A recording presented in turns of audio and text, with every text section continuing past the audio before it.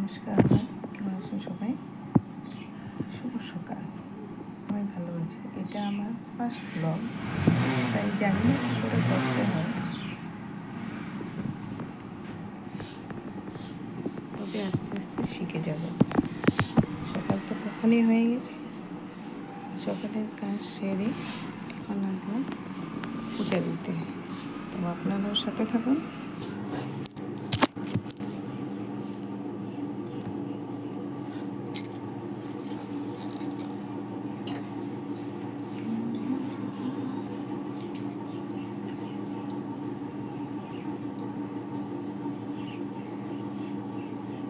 এখন আমি গোপালকে স্নান করাবো।